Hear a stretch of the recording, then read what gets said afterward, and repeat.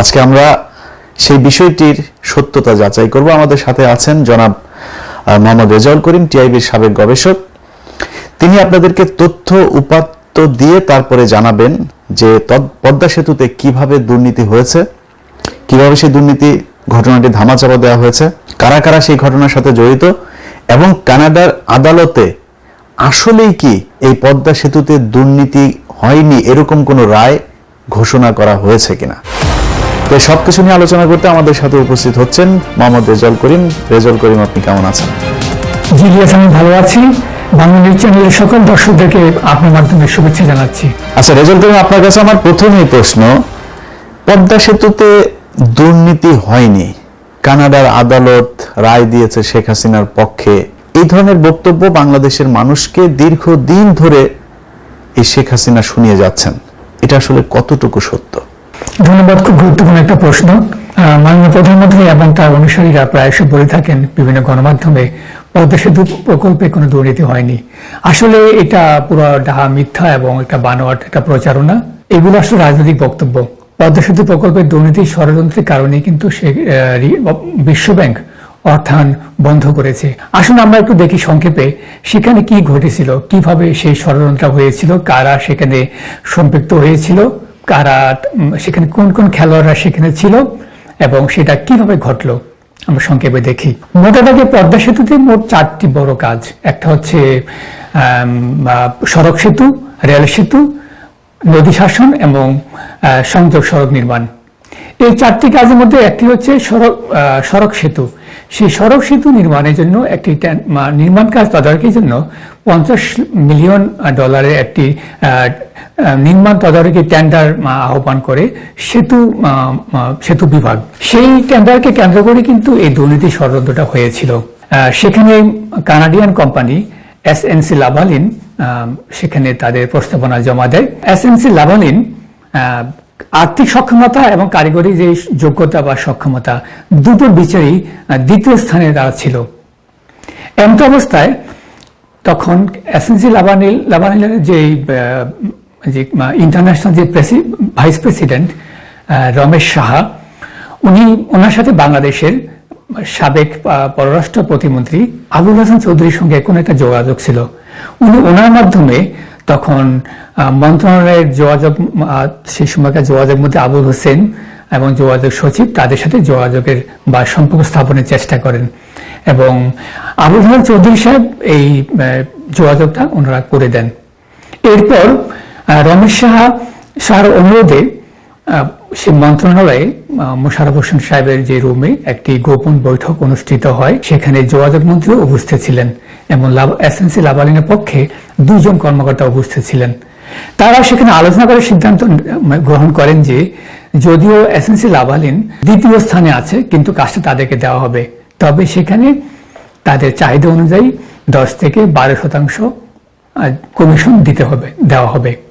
এই 10-12% হচ্ছে যে 50 মিলিয়নের যে কাজটা বা মূল যে বরাদ্দ, সে বরাদ্দের 12%। SNC-Lavalin-এর যে কর্মকর্তা বা ভাইস প্রেসিডেন্ট উনি যে কাজটি করেন, ওনার ডায়েরিতে কাকে কত % দিবেন, তাদের নাম, কখনো পুরো নাম বা সংক্ষিপ্ত নাম এবং পার্সেন্টেজটা পাশে লিখে রাখেন। চলুন আমরা দেখি উনি কিভাবে লিখে রেখেছিলেন। পদ্মা সেতুর প্রকল্পে দুর্নীতির অভিযোগ নিয়ে বিশ্বব্যাংক এবং সরকারের চিঠি চালাচালি এখন এর কেন্দ্রে এসে দাঁড়িয়েছে SNC-Lavalin-এর সাবেক কর্মকর্তা রমেশ সাহার একটি ডায়েরি। পদ্মা সেতু দুর্নীতি ষড়যন্ত্র মামলার মূল আলামত এই ডায়েরিটিতে এখন আছে কানাডার আদালতের হাতে। উনি লিখেছেন যেভাবে, এটা হলো 4% মিনিস্টার, 2% কাইসার, 2% নিক্সন, 1% সেক্রেটারি এবং 1% মশির রহমান। এখানে এই মিন হচ্ছে তৎকালীন যোগাযোগ মন্ত্রী সৈয়দ আবুল হোসেন, কাইসার হচ্ছে সাবেক পররাষ্ট্র প্রতিমন্ত্রী আবুল হাসান চৌধুরী কাইসার, নিক্সন হচ্ছে মুজিবুর রহমান চৌধুরী নিক্সন, উনি বর্তমানে ফরিদপুরের এক প্রভাবশালী একজন MP। সেক্রেটারি হচ্ছেন তৎকালীন সেতু বিভাগের সচিব মোশাররফ হোসেন ভূঁইয়া, যিনি পরবর্তীতে বলা হয় যে পুরস্কার হিসেবে ওনাকে জার্মানির রাষ্ট্রদূত করা হয়। মশির রহমান হচ্ছেন শেখ হাসিনার অর্থনৈতিক উপদেষ্টা ও সাবেক মন্ত্রী পরিষদ সচিব।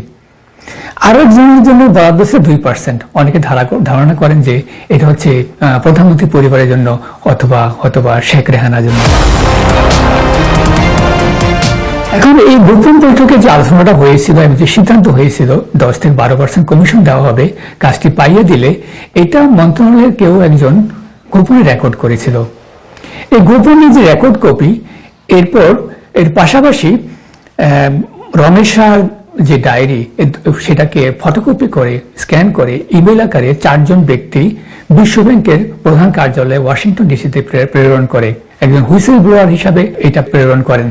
বিশ্বব্যাংকের ঘটনা জানার সঙ্গে সঙ্গে ওনারা বাংলাদেশ সরকারকে অবহিত করেন এবং প্রয়োজনীয় সেটা তদন্ত করে প্রয়োজনীয় ব্যবস্থা নেওয়ার জন্য অনুরোধ করেন।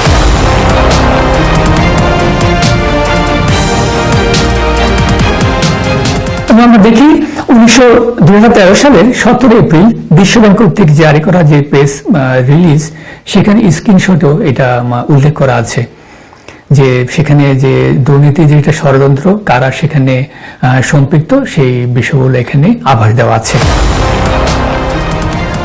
29 জুন 2012 সালে জারি করা একটি বিবৃতিতে বিশ্বব্যাংক বলেছে, সংস্থাটির কাছে বিভিন্ন উৎস দ্বারা প্রমাণিত বিশ্বাসযোগ্য প্রমাণ রয়েছে এবং বাংলাদেশের পদ্মা বহুমুখী সেতু প্রকল্পে একটি উচ্চ পর্যায়ে দুর্নীতি ষড়যন্ত্রকে নির্দেশ করে সেই জারি করা বিবৃতি উল্লেখ করা হয়েছে। ওনারা সেখানে আরো বলেছেন, আমরা বাংলাদেশ কর্তৃপক্ষকে এই বিষয়টি সম্পূর্ণ তদন্ত করার জন্য এবং সেখানে ন্যায়সঙ্গত সেখানে দুর্নীতির জন্য দায়ীদের বিচার করার জন্য অনুরোধ করছি। আমরা এটা করেছি কারণ আমরা আশা করেছিলাম সরকার বিষয়টিকে খুব গুরুত্ব সহকারে গ্রহণ করবে। বিশ্বব্যাংক এই পরবর্তীতে বিশ্বব্যাংকের অনুরোধে বাংলাদেশ সরকারের পক্ষে দুদক বিস্তারিত তদন্ত করে, কিন্তু তদন্ত করার পর সেই তদন্ত প্রতিবেদন, যদিও প্রতিবেদনের একটা অংশ বিশ্বব্যাংকে দেয় সারসংক্ষেপ, কিন্তু জনসমক্ষে সেই প্রতিবেদন কখনই প্রকাশ করা হয়নি। কারণ সেই তদন্ত প্রতিবেদনে সেই যে ষড়যন্ত্রকারী যারা ছিল, যারা গোপন বৈঠকে বসে তারা কমিশন লেনদেনের যে সিদ্ধান্ত নেয় কাজটি পাইয়ে দেওয়ার বিনিময়ে, তখনকার যিনি যোগাযোগ মন্ত্রী ছিলেন উনি সহ তাদের নাম প্রকাশ পেয়ে গেলে দেখা যাবে হয়তো প্রধানমন্ত্রীর ভাবমূর্তি ক্ষুণ্ণ হবে, কারণ উনি চেষ্টা করছিলেন সর্বোত্তভাবে তাদের রক্ষা করতে। বিশ্বব্যাংকের অনুরোধে সাড়া দিয়ে বাংলাদেশ সরকার যদিও প্রথম দিকে তৎকালীন যোগাযোগ মন্ত্রীকে ওনার মন্ত্রণালয় থেকে ওনাকে সরিয়ে দেন, তারপর যোগাযোগ সচিবকে পুলিশ আটক করে জেলখানা নিয়ে যায়, কিন্তু বিস্তারিত বা বস্তুনিষ্ঠ তদন্তের জন্য খুব একটা কার্যকর পদক্ষেপ গ্রহণ করেনি বলে বিশ্বব্যাংকের অভিযোগ রয়েছে। এরপর বিশ্বব্যাংক 2013 সালের 7 জানুয়ারি প্রধান কার্যালয় থেকে এক্সটার্নাল প্যানেল অফ এক্সপার্টসদের পক্ষ থেকে দুদকের চেয়ারম্যান গোলাম রহমান বরাবর একটি চিঠি প্রেরণ করে।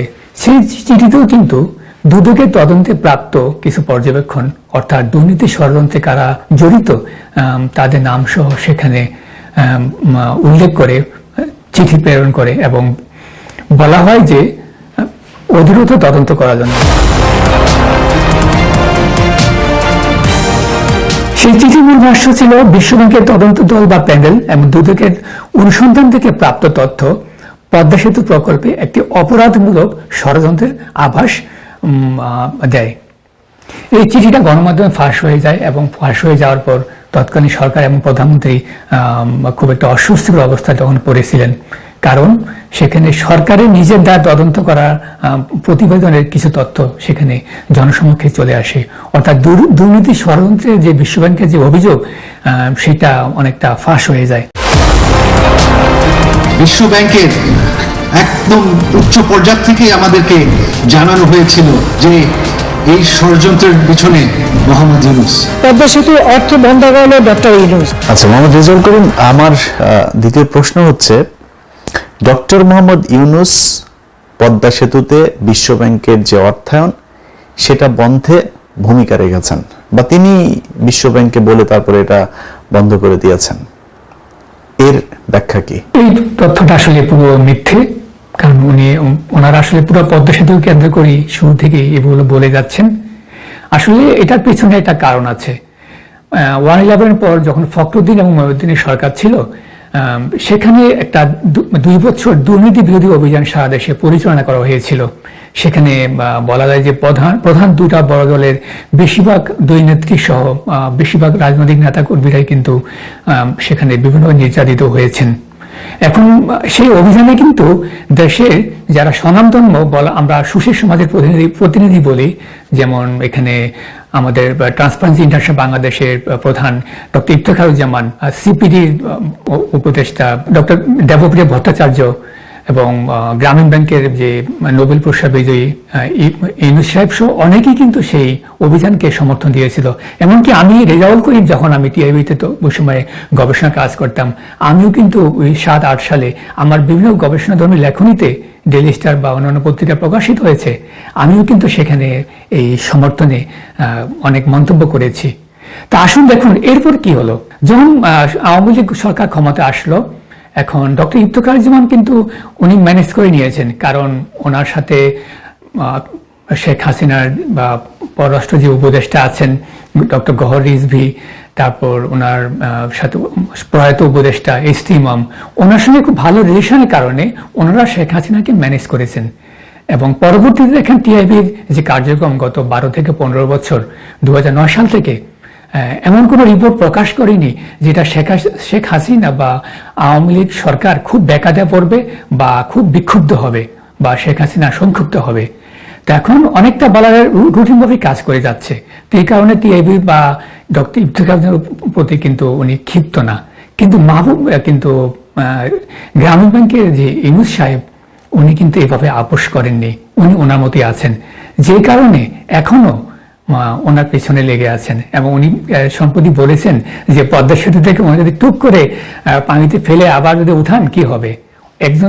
একটা দেশের প্রধানমন্ত্রীকে এটা বলতে পারেন? আমাদের এটা এমডি পদের জন্য পদ্মা সেতুর মতো সেতুর টাকা বন্ধ করেছে, তাকেও আবার পদ্মা নদীতে দিয়ে 2টা চুবড়ি দিয়ে উঠাই নেওয়া উচিত। এবার আসি, যদি ইউনূস সাহেব এত ক্ষমতাবান ব্যক্তি হয়ে থাকেন যে ওনার কথায় পদ্মা সেতুতে অর্থায়ন বন্ধ হয়েছে, কিন্তু আওয়ামী লীগ সরকার গত 10 থেকে 12 বছরে এখনো কেন কোনো প্রমাণ হাজির করতে পারেনি, কোনো নথি হাজির করতে পারেনি? এবং আরেকটা বিষয় বলি, ইউনূস সাহেব যদি এত ক্ষমতাবান হন, তাহলে এখন তো বিশ্বব্যাংক অনেক প্রকল্প বাংলাদেশে এখনো বাস্তবায়ন করছে, তো সেগুলো তো ইচ্ছে করলে উনি বন্ধ করতে পারেন, তো উনি তো বন্ধ করেননি। আসলে যা কিছু প্রচারণা করা হচ্ছে ইউনূস সাহেবের ব্যাপারে, ওই যে 111 এর সময় দুর্নীতি বিরোধী অভিযানে যে ওনার ভূমিকা ছিল, সুশীল সমাজের অনেকেরই ছিল, সবাই এখন রং পাল্টিয়ে ফেলেছেন বা ওনাদের সাথে বা আওয়ামী লীগ সরকারের সঙ্গে ওনারা মিশে গেছেন বা ওনারা সহযোগী হিসাবে কাঁধে কাঁধ মিলে কাজ করছেন, কিন্তু ইউনূস সাহেব করেননি। সেই কারণে ওনার এই পরিণতি। নির্বাচনের আগে, নির্বাচনকে সামনে রেখে টিআইবি বা টিআই এই ধরনের তথ্য প্রকাশ করবে, এটা একটা অবান্তর প্রশ্ন। আরেকটা বিষয় আপনাদের বলি, প্রধানমন্ত্রী প্রায় বলেন যে কানাডা আদালতে সেটা নাকি প্রমাণিত হয়েছে দুর্নীতি হয়নি। এটা কিন্তু আরেকটা মিথ্যে কথা, জনগণের সঙ্গে বলা যায় একটা প্রতারণা। কারণ আমি বিশ্বব্যাংক কিন্তু 2টো চিঠিতে স্পষ্টভাবে বলেছে যে পদ্মা সেতু প্রকল্পে দুর্নীতি হয়েছে, তারা সেটা বলেনি, বলেছে যে এটা একটা অপরাধমূলক ষড়যন্ত্রের আভাস দেয়, অর্থাৎ দুর্নীতির পুরো প্রক্রিয়াটি অসম্পূর্ণ বা ষড়যন্ত্র আকারে ছিল। এবং এখানে দুর্নীতি সংঘটিত হওয়ার জন্য যে বিভিন্ন যে আলামত লাগে, সে আলামতগুলো ছিল। আলামত মধ্যে কি এখানে একটা বিষয়টা হচ্ছে কার্যাদেশ কাকে দিবে বা দিবে না, এবং সেটা লাভালিনকে দেওয়া হবে। এবং এখানে কারা প্লেয়ার হচ্ছে যারা নীতি নির্ধারক এবং সিদ্ধান্ত গ্রহণকারী, যোগাযোগ সচিব, মন্ত্রী এবং যারা এটার কাজটা পেতে যাচ্ছেন, সেই স্টেক হোল্ডার হচ্ছে এসএলসি লাভালিন। তাহলে প্লেয়াররা সবাই কিন্তু এখানে ছিল। এখানে আমরা একটা উদাহরণ দিই আপনাদের কাছে। একদল ডাকাত কোন একটা ব্যাংকে ডাকাতি করার জন্য একটা জায়গায় জড়ো হয়েছে এবং তারা সেখানে সলা পরামর্শ করছে কিভাবে কাজটা করবে। তখন গোপন সূত্রে খবর পেয়ে পুলিশ সেখানে উপস্থিত হয়ে যায় এবং তাদের ঘেরাও করে ফেলে, আটক করে ফেলে। তখন ডাকাত দলের সর্দার বলেন, আমরা তো ডাকাতি করিনি, তাহলে আমাদের কেন আটক করবেন, কোন অপরাধে আটক করবেন? প্রধানমন্ত্রী দাবি বা ওনার যারা অনুসারী বলে থাকেন যে কানাডা আদালতে মামলায় প্রমাণিত হয়েছে যে দুর্নীতি প্রমাণ হয়নি। আসুন তাহলে আমরা উনি যেটা বলেন, আসুন মামলাটা কি ছিল, মামলার বিষয়বস্তু কি ছিল এবং কি হয়েছিল সেটা দেখি। বিশ্বব্যাংকের অভিযোগ, দরপত্রে অংশ নেওয়া এসএনসি লাভালিনের সঙ্গে বাংলাদেশি কর্মকর্তারা দুর্নীতির ষড়যন্ত্র করেছিলেন। বিশ্বব্যাংক গোপন সূত্রে যে 4টি ইমেল পেয়েছিল এবং যে অডিও ক্যাসেট কথোপকথনে যে অডিওটা পেয়েছিল এবং রমেশ সাহার যে ডায়েরি, সেই ডায়েরি যে পাতাটা স্ক্যান করা সেটা পেয়েছিল, এই ডকুমেন্টগুলো সহ কানাডার আদালতে সে দাখিল করে সাক্ষ্য প্রমাণ হিসাবে। এখন কানাডা আদালত সেই মামলায় ইমেইল, রমেশ সাহার সে ডায়েরি এবং এই দুটো বিষয় তারা গ্রহণ করে। কিন্তু যে সবচেয়ে গুরুত্বপূর্ণ বিশ্বব্যাংকের এই মামলার সবচেয়ে জ্বলন্ত যে প্রমাণ, গোপন যে সলা পরামর্শ বা কথোপকথন যে অডিও ক্যাসেটের যে কপি, সেটা কিন্তু তারা আদালত গ্রহণ করেননি আলামত হিসাবে। কেন? আসলে কানাডা আদালতে কানাডার আইন অনুযায়ী কোনো নাগরিকের কোনো প্রাইভেসি কেউ ক্ষুণ্ণ করতে পারে না। সেখানে আমরা দেখি সেই প্রাইভেসি ক্ষুণ্ণ তখনই হবে, সেটার জন্য একটা প্রসেস রয়েছে। কানাডা ক্রিমিনাল কোডের 184 নম্বর ধারায় সেখানে বলা আছে, 2 বা ততোধিক ব্যক্তির কোনো অডিও ও ভিডিও আলোচনা কমপক্ষে, সেখানে 2 জন যদি লোক থাকে বা 4 জন থাকে, তাদের কেউ যদি একজন গোপনে রেকর্ড করে, তাহলে সেটা সাক্ষ্য প্রমাণ হিসাবে ব্যবহার করা যাবে। কিন্তু যদি তৃতীয় পক্ষ কেউ ব্যবহার করে, তাহলে সেটা সাক্ষ্য প্রমাণ হিসাবে আদালতে বিবেচ্য হবে না। এবং এই বিষয়টা যদি কেউ এভাবে গোপনে রেকর্ড করে সেটা প্রকাশ্যে কোথাও সেটা বন্টন করে বা ভাইরাল করে দেয়, তাহলে কানাডিয়ান এই ক্রিমিনাল কোডের 184 নম্বরের 1 ধারা অনুযায়ী সর্বোচ্চ 5 বছর পর্যন্ত জেল হতে পারে। এছাড়া সাক্ষ্য আইন মোতাবেক কানাডার পুলিশ শুধু আদালত থেকে অনুমতি নিয়ে কোনো গোপন আলাপ আলোচনা বা সভা সমিতি ইত্যাদি রেকর্ড করে সেগুলো আদালতে উপস্থাপন করতে পারে, কিন্তু কোনো ব্যক্তি পারে না। তাহলে আমরা কি দেখলাম? দুটো আইন, একটা হচ্ছে ক্রিমিনাল কোডের যে 184 ধারা, আর একটা হচ্ছে সাক্ষ্য আইন। এই দুটো আইন মোতাবেক কেউ কিন্তু ইচ্ছা করলে গোপনে কোনো কিছু রেকর্ড করে সেটা প্রমাণ হিসাবে কোথাও হাজির করতে পারে না। একমাত্র পুলিশ পারে আদালতে অনুমতি নিয়ে। আরেকটা হচ্ছে যদি ওই আলোচনায় বা টেলিফোনের যে সংলাপ, যদি সেখানে কোন একটা পক্ষ সেটা গোপনে রেকর্ড করে এবং সে সেটা সাবমিট করে, তাহলে সেটা আদালতে বিবেচ্য হবে। তো এই কারণে বিশ্বব্যাংকের সবচেয়ে গুরুত্বপূর্ণ যে প্রমাণ, সেই দুর্নীতি ষড়যন্ত্রের বা পরিকল্পনা, সেটা কিন্তু আদালত গ্রহণ করেনি। মামলাটা কিন্তু এমনিতেই তখন দুর্বল হয়ে যায়। কানাডিয়ান আদালতের যে বিচারক 2017 সালের 6 জানুয়ারি উনি যে রায় দেন, নর্থ হেইমার, উনি তার রায়ে বিশেষভাবে বলেছেন, 2011 সালের মে মাসের পরে কানাডিয়ান পুলিশ দ্বারা সংগৃহীত কোনো প্রমাণ বিবেচনা করা হয়নি। এবং বিচারক আরো বলেছেন, আমি মামলার আবেদনের সময় পুলিশের কাছ থেকে পাওয়া তথ্যের ভিত্তিতে রায় দিয়েছি। আমি অডিও রেকর্ড সেখানে পর্যালোচনার জন্য বা আদালতের বিবেচনার জন্য সেটা গ্রহণ করিনি, কারণ সেটা কানাডার আইনে নেই। আমি আগেই বলেছি। শেখ হাসিনা আসলে খুব সৌভাগ্যবান, বা ওনার সরকার বা অনুসারীরা আসলে ভাগ্যবান, কারণ সেই অডিও যে রেকর্ডিংটা বিশ্বব্যাংক কিন্তু ফাঁস করেনি। হয়তো বাংলাদেশি হলে এতদিন হয়তো আমরা জেনে যেতাম, কারণ আমরা প্রায়শই দেখি রাষ্ট্রের বিভিন্ন পর্যায়ে মানুষের অনেক গোপন কথোপকথন সরকারি এজেন্সিগুলোর কাছ থেকে ফেসবুকে বা সোশ্যাল মিডিয়াতে চলে আসে, কিন্তু কানাডাতে এটা সম্ভব না। তাহলে আমরা এতক্ষণ দেখলাম বিশ্বব্যাংক কিন্তু আসলে যে মামলা করেছিল কানাডিয়ান আদালত, সেটা কিন্তু রায় দেয়নি। যেহেতু আদালতে ওনারা প্রমাণ হিসাবে অডিও ক্যাসেট উপস্থাপন করেছিল আলামত হিসাবে, সেটা যেহেতু কানাডিয়ান আইনে এটা যায় না বা গ্রহণযোগ্য নয়, এখন বিশ্বব্যাংকও তখন চেয়েছিল যে তাদের মামলা আর এগিয়ে লাভ নেই, কারণ যে বিচারের জন্য তারা গিয়েছিল সেটা তারা পাবে না, কারণ এই ষড়যন্ত্রের অভিযোগের ওইটাই ছিল মূল প্রমাণ। তো আসলে আমি যে একটা উদাহরণ দিয়েছিলাম, ডাকাত দলের ডাকাতি করতে এসে তারা যখন ধরা পড়ে যায় এবং তারা বলে যে আমরা তো ডাকাতি করিনি, পদ্মা সেতু ঘটনা একটা সেই রকম। এখানে কিন্তু আসলে ষড়যন্ত্র হয়েছিল, যেহেতু ষড়যন্ত্রের নাটকটা বা ঘটনাটা প্রক্রিয়াধীন থাকা অবস্থায় ফাঁস হয়ে গিয়েছে, পুরো প্রক্রিয়াটা শেষ হয়নি, এই কারণে এটা দুর্নীতি হয়েছে আমরা বলতে পারি না। কানাডা ফেডারেল কোর্টের রায় ছিল ওয়ার্ল্ড ব্যাংকের এই অভিযোগ সম্পূর্ণ মিথ্যা। দেশের টাকায় পদ্মা সেতু বানায় শেখ হাসিনা। বাংলাদেশ যে নিজের অর্থায়নে পদ্মা সেতু করতে পারে, সেটা আজকে আমরা প্রমাণ করেছি। মোহাম্মদ রেজাউল করিম, পদ্মা সেতু আমাদের অর্ধনির্মিত যে পদ্মা সেতু সেটা নির্মাণ করা হয়েছে এবং যেভাবে বলা হয়ে থাকে মনে হয় যেন শেখ মুজিব স্বপ্নে দেখেছেন এবং বালিশের নিচে টাকা জমিয়ে জমিয়ে রেখে গিয়েছেন এবং সেই টাকা দিয়ে শেখ হাসিনা বাংলাদেশের মানুষকে একটা সেতু তৈরি করে তারপর উপহার দিয়ে দিলেন, যেভাবে বলা হয় আর কি, যে পকেটের টাকা থেকে, নিজের টাকা থেকে তারপরে তিনি ঝুঁকি নিয়ে তারপরে এটা তৈরি করেছেন। তো এই যে নাটবল্টু খোলা অর্ধনির্মিত যে এই পদ্মা সেতু, এই পদ্মা সেতু কি আসলে নিজেদের অর্থায়নে নির্মিত হয়েছে কিনা? এটা আসলে এটা আংশিক সত্য। পদ্মা সেতু যে টোটাল যে ব্যয় আমরা যদি দেখি, আমরা পরিসংখ্যান দেখি, বাস্তব যে পরিসংখ্যান সেটা বলা যায় যে 47 থেকে 49 পর্যন্ত যে ব্যয় সেটা চীনা লোনে এটা নির্মাণ করা হচ্ছে। কাজেই যদি এখন প্রধানমন্ত্রী এবং তার মন্ত্রী পরিষদ সদস্য বা অনুসারীরা এবং তার অনুগত বিভিন্ন যারা সম্পাদক, জার্নালিস্ট বিভিন্ন সময় আর্টিকেল লিখেন, হ্যাঁ, ওনাকে খুশি করার জন্য, তাহলে এই প্রচারণাগুলো পুরোই মিথ্যে। চীনা একটা সংবাদ পত্র প্রকাশিত হয়েছে যে এই মর্মে যে প্রায় 50% খরচ চীন দেশের লোনে এই পদ্মা সেতু বাস্তবায়িত হচ্ছে। এটা একটা বহুমুখী প্রকল্প। এখানে আমি আগেই বলেছি একটা রেল সেকশন আছে, আর একটা হচ্ছে সেতু সেকশন বা সড়ক সেতু আর রেল সেতু। এখানে যে সেতু সেকশন এবং নদী শাসন, পাশাপাশি রেল সেকশনের প্রাথমিক যে কিছু কাজ অলরেডি কিন্তু 30,000 কোটি টাকা ব্যয় হয়ে গেছে। আর সামগ্রিকভাবে যে পুরো খরচ সেটা অনেকে ধারণা করছে 60, 70 কিংবা 80,000 কোটি টাকা ব্যয় শেষ পর্যন্ত ঠেকবে।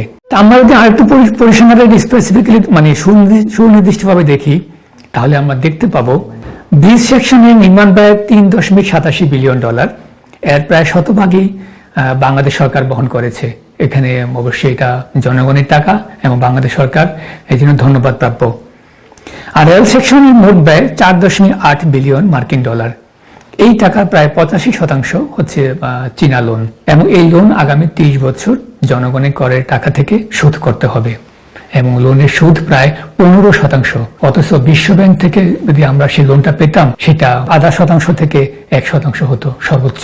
পদ্মা সেতু প্রকল্পে দুর্নীতি ষড়যন্ত্র হওয়ায় বাংলাদেশ নানাভাবে ক্ষতিগ্রস্ত হয়েছে। একটা হচ্ছে আর্থিকভাবে ক্ষতিগ্রস্ত হয়েছে এবং সেটার বোঝা দীর্ঘদিন বহন করতে হবে এই জাতিকে, আরো 30 বছর সময় লেগেছে অনেক এবং অনেক ব্যয় সেটা বেড়ে গিয়েছে এবং যোগসাজশে এটা ব্যয়গুলো অস্বাভাবিকভাবে বাড়ানো হয়েছে এবং সেই টাকার একটা অংশ অবশ্যই এটা বিদেশে পাচার করা হয়েছে। এটা মূলত দৃশ্যমান কোনো জবাবদিহিতা ছাড়া প্রকল্প সংশ্লিষ্ট সকলের মধ্যে যোগসাজশ এবং আতাদের মাধ্যমে ও সন্দেহজনকভাবে এই ব্যয়গুলা বাড়ানো হয়। কিন্তু যদি বিশ্বব্যাংকের মাধ্যমে প্রকল্পটা বাস্তবায়ন হতো তাহলে কিন্তু সেখানে অডিট হতো, একটা কার্যকর জবাবদিহি ব্যবস্থা থাকতো, তখন কিন্তু এই ধরনের দুর্নীতির সুযোগ কম থাকতো। অর্থাৎ ইচ্ছাকৃতভাবে বারবার ব্যয় বৃদ্ধির যে মহানাটক সেগুলো হওয়ার সুযোগ কম থাকতো। মাননীয় প্রধানমন্ত্রী শেখ হাসিনাকে অনুরোধ করব, আপনি এবং আপনার দলের যারা অনুসারী আছেন বা অনুগামী আছেন তারা যে প্রচারণা করছেন যে পদ্মা সেতুতে দুর্নীতি হয়নি, কানাডা আদালতে প্রমাণও হয়নি দুর্নীতির অভিযোগ এবং পদ্মা সেতুর পুরোটাই আপনারা নিজেদের টাকা বাস্তবায়ন করছেন, আসলে এই মিথ্যা প্রচারণাগুলো আপনারা বন্ধ করুন। দুর্নীতি হয়েছে কি হয় নাই আপনাদের তদন্তে কিন্তু সেই প্রমাণ রয়ে গেছে। দুদক যে তদন্ত করেছিল বিশ্বব্যাংকের অনুরোধের প্রেক্ষিতে, আপনারা সেই তদন্তের প্রতিবেদনটা জনসমক্ষে প্রকাশ করুন না, সাহস থাকলে করুন, তাহলে কিন্তু বাংলাদেশের মানুষ অনেক প্রশ্নের জবাব পেয়ে যাবে। দর্শক, মোহাম্মদ রেজাউল করিমের সাথে আমরা একমত। আমরা বাংলাদেশ সরকারকে বলবো যে বাংলাদেশ সরকার অনেক উন্নয়ন করেছে, আমরা শুধুই গুজব ছড়াচ্ছি। এই উন্নয়ন করে মানুষের মন জয় করেছেন, অতএব আপনারা একটা নির্বাচন দিন, মধ্যবর্তী যে কোনো সরকারের অধীনে একটা নির্বাচন দিন, মানুষ আপনাদেরকে ভোট দিয়ে আবার নির্বাচিত করুক, আমরা সেটাই চাই। সবাই ভালো থাকবেন, আল্লাহ হাফেজ।